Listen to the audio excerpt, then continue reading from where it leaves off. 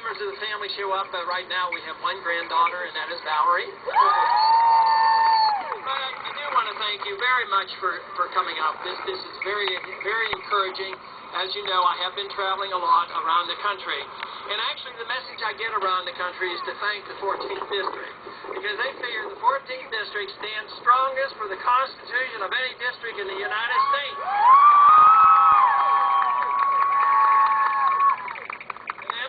That there was a revolution that started down here. There was the Texas Revolution, but the other revolution is going on now, and that is to revert back to the original revolution of this country, and that means defending liberty and not an intrusion on our liberty, which has been continuously happening.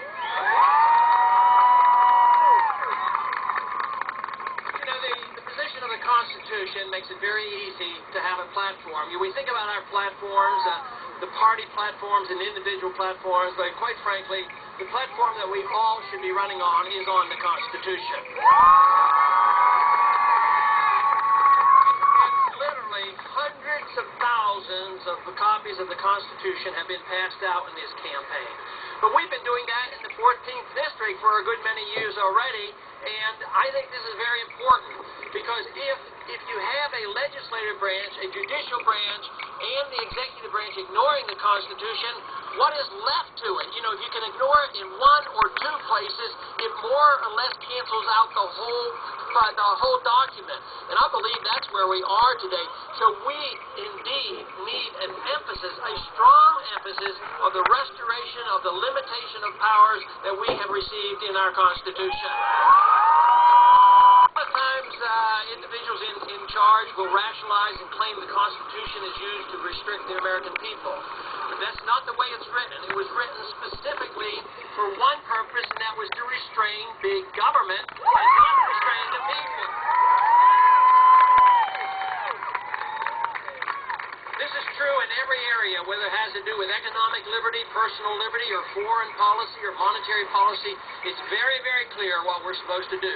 The founders were geniuses. They had given us a document that was the best document ever.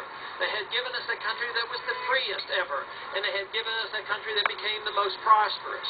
Today, we still have a lot of freedom left. We still have a lot of prosperity. But if you look at the fundamentals have been eroded. And a lot of our prosperity, tragically, is based on debt and on a monetary system that is very fragile. Therefore, we are called upon right now to reverse this trend. That reversal has started in the 14th District, and it's about to spread around this country, and believe me, to the tune of tens of thousands of people are listening to this message, and they are delighted to know that there has been a hardcore group of people here in Texas who truly believed in liberty and want to see this spread across the country.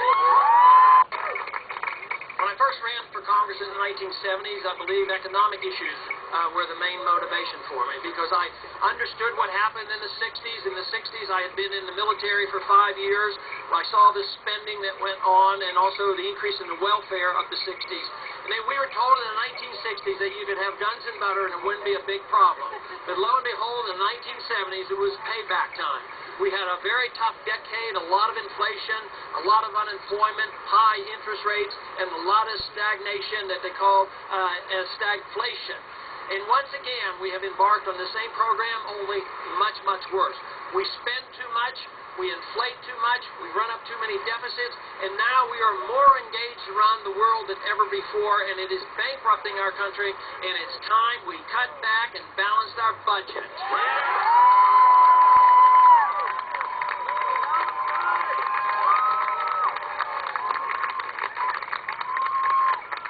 Understood all these issues very clearly. They had to deal with war, they had to deal with debt, they had to deal with runaway inflation. They had runaway inflation with the continental dollar. So when they wrote the Constitution, they were very precise. There would be no bills of credit, there would be only gold and silver as legal tender, and there would be no central bank.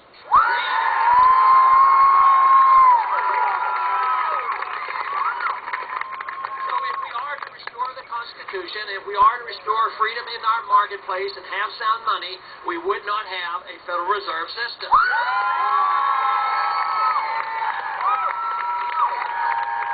But that system of money was designed to deceitfully tax the people. And the way they do it, they run up debt, they tax a lot, they borrow a lot, they still don't have enough money if they truly want big governments. And what do? They resort to creating money out of thin air, which does what? It devalues the money that we have.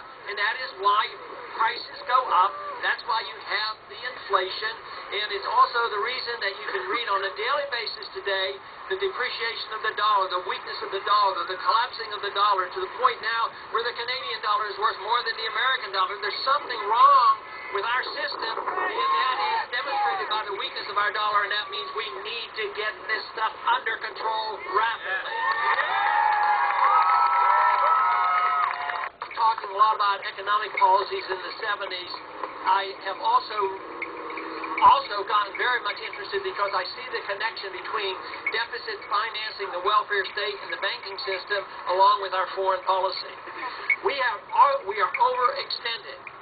There's a lot of justifications and a lot of rationalization and a lot of belief that we are doing the world a lot of good by sending our troops hither and yon around the world.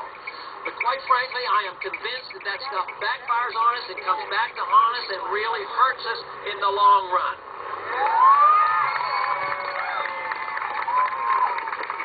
But even if people in this country believe it's all well-intentioned, we have to pursue it, quite frankly, it's impossible because we don't have the money. All great nations end when they overextend themselves overseas.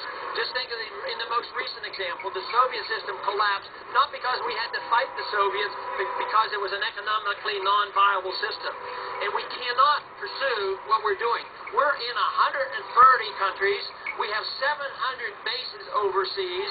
It has diminished our national defense. It has increased the threat of terrorism here at home, and we won't be able to afford it. We are now spending nearly $1 trillion overseas maintaining our world empire. That has to come to an end, and it will come to an end with a crash in our currency, in our economic system here, or we can wise up and do the proper thing, and that is look to the Constitution for guidance. We have a responsibility in government, whether it's in the Congress or the presidency. The responsibility is to provide for a strong national defense and defend the liberties of the American people. It is not designed to police the world and be involved in the internal affairs of all the other nations. The founders said, don't get involved in entangling alliances, don't get involved in nation building. And I would say that one big entangling alliance that we've been involved with for so long has not been a benefit to us, and I think we should get unentangled, and that is with the United Nations.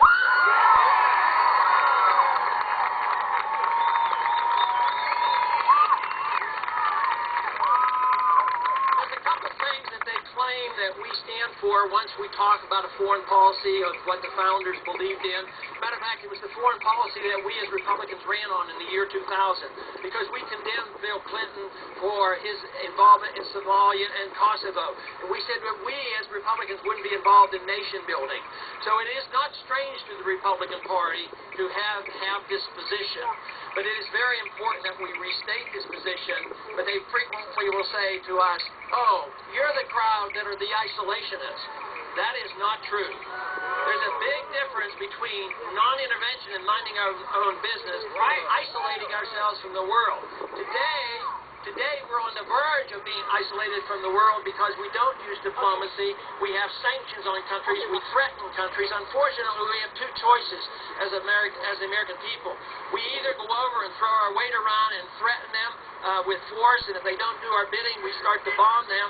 And then if they do our bidding and obey what we request, then we end up giving them foreign aid. So I would say there's a third option. Why not just